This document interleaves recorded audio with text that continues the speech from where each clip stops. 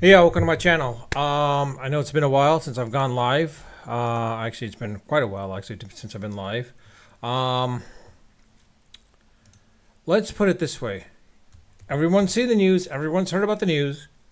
It's a big thing. You can't deny it. I'm not going to deny it.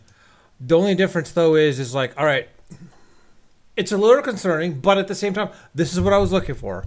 I wanted Soto. I didn't care what it took. I wanted Soto. The Mets needed Soto. That's what it came down to. That's pretty much what Cohen was saying. Is like, I want Soto. I'm going to do whatever I can to get Soto because he is that once in a lifetime generational talent. Let's be honest. He is that a generational talent. A record breaking, of course, a record breaking signing. 15 years, $726 million a year for 15 years. Honestly, I would think that's maybe 5 years too much because, well, I don't know if it's 5 years, or maybe 3 extra years too much because, honestly, between the ages of 37 to 41 or 38 to 41, depending on how you want to look at it, um, they might be overpaying at that point, but it's guaranteed it's not deferred money, so okay. Of course, this all comes out to the case of having Scott Boras as a super agent. Guy's 72 years old and like he's still able to get garner all these deals. That's pretty impressive, quite honestly. That's really impressive. But now, right now, you have some of the key pieces in place. You have Juan Soto, right field, Brendan Nimmo, left field. You have Lindor at short. Hoping you could get and re-sign Pete Alonso. Now the question is, will this go to Pete Alonso's head? It's like, I want $300 million for 10 years. Is he worth that kind of money? I don't know. It's a case where like now, because like Soto's 26, Alonso's like 32. Come on, I mean you're not going to give him like 10 years. If anything, maybe 5 to 6 years, 7 years at most, max. Basically, I would give him that much at max. Because let's be honest, comparing him to other first basemen, is he right there at that stage as these guys are? I don't know because we're basing on past historical numbers. This season, he didn't do really that well. I mean, yes, I was one of the people that says like, "Hey, we need to trade him, get some talent for him, the best talent we could possibly get." And lo and behold, what happens?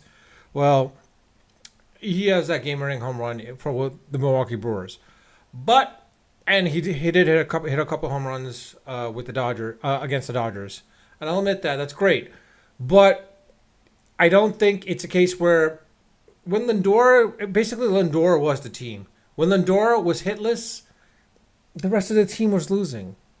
When Alonso's hitless and Lindor's hitting, the team wins.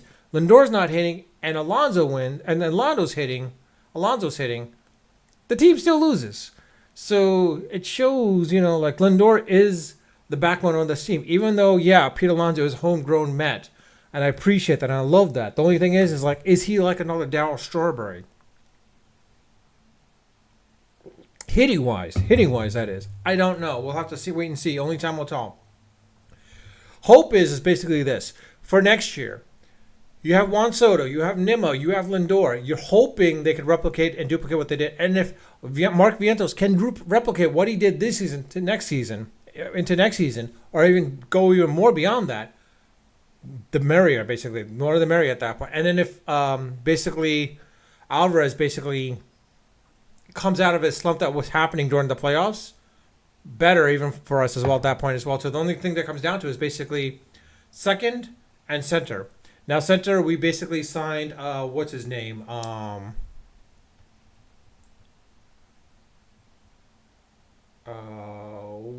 forgot his name now. We traded for Siri basically.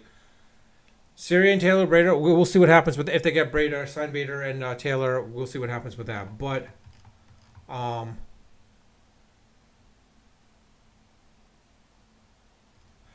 And sorry, I was just reading a little tweet about how Soto would turn down the Ducks, long on the Ducks. Any case, um, you have the situation with second base. Do you keep McNeil or not? It's hard to say now. He's a free agent. I don't know honestly. You don't want to lose him because he was integral for those years where you needed him, and he was one of the bright spots during the low periods of the Mets, basically. Can he reclaim that? If he can, then yeah, you can keep him. But the thing is, you've got Acuna, you've got Mauricio. I don't know what you can do. Maybe McNeil becomes a DH. I don't know, but I don't think he's going to be worth that kind of money. Basically, maybe you let him walk. I hate to say this, but you might have to let him walk because again, you've got Acuna and you've got Mauricio, and then of course you got Batty too. If Batty can come out of his slump and be what his potential is, I mean, you got a pretty solid core right there, then and there. The only thing that comes down to is basically pitching. That's the biggest factor now. I mean, honestly, we've got Senga, of course. We got Montas.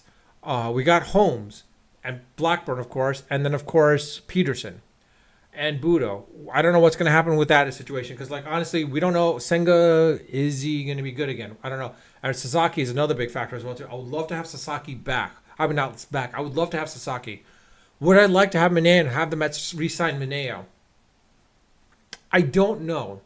Severino got overpaid, definitely overpaid with the Oakland Athletics. That's a huge overpay, basically, honestly, because I don't think Severino is worth that kind of money, but time will tell. Severino was good, but he wasn't great. He is definitely one of your back of the rotation guys, similar to what Senga is now. So Senga is definitely your back of the rotation guy. He's not your star. He's not your starter.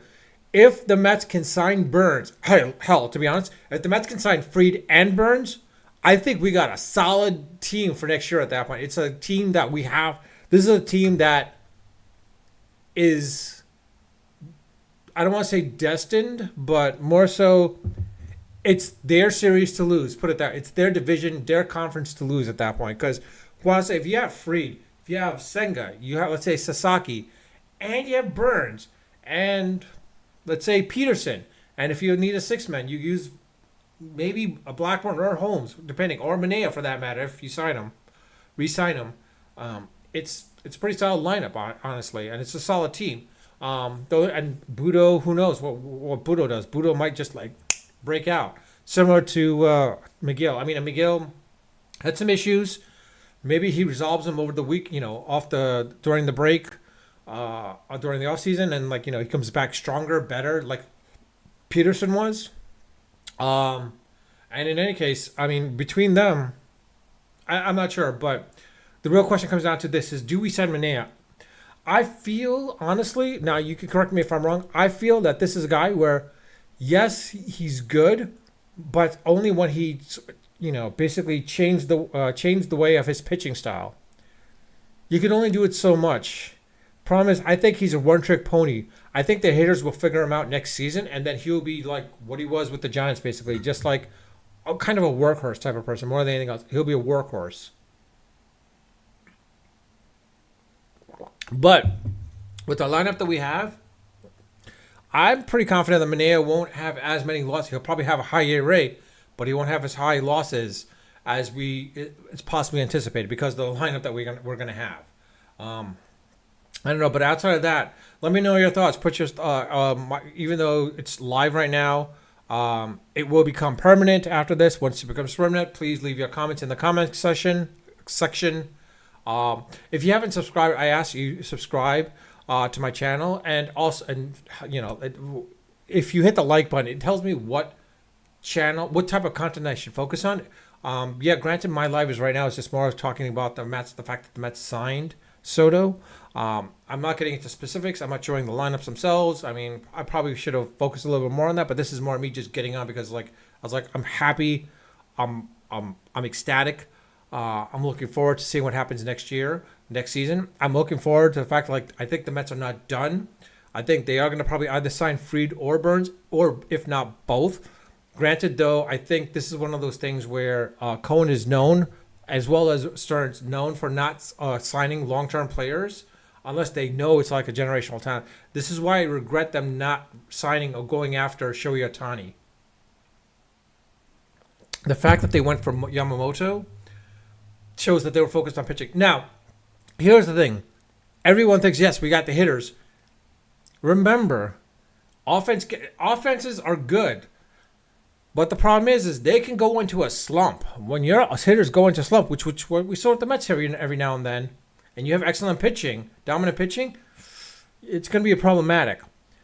This is why I think the Mets also need to focus on getting some pitching. They need to build that core up. They need to basically rebuild their minor league and get some serious pitchers, some absolute knockout, lights out ace pitching like they had with DeGrom, Harvey. Let's be honest. Harvey, DeGrom, Syndergaard, Matz, Wheeler. I mean, well, forget Matz, actually, it's Wheeler. Those four, specifically DeGrom, Wheeler, and Harvey, those three compared, as well as Syndergaard, were the reasons why the Mets went to the World Series. Now, offense is what helps you win the series, but defense gets you to that. So the thing is like with the pitching, if you can get to the series, your offense should have no problem at that point. It's just a matter of like it's a matter of getting those pitchers. Do I trust that Peterson's that ace? No. Do I trust that Senga's that ace? No. Can Sasaki be that ace? Maybe. Like I said, Senga, as good as he is, put him on any other rotation, he's a back of the rotation type of guy more than anything else. He's definitely a back of the rotation guy. Well, actually not back of the rotation, maybe middle of the rotation type of guy. Fried, Burns is definitely your ace. If the Mets can sign Burns, Corbin Burns will be by far a dominant pitcher with the Mets, and I think he will lead them to the promised land. It'd be great if the Mets can try to get DeGrom, but I have a high case scenario of that not happening unless Mets surrender some serious prospects. But in any case, I'll leave it at that. I also ask if you like this channel again, like this video, please hit the like button. With that, I'll leave it at that. Unfiltered, unedited.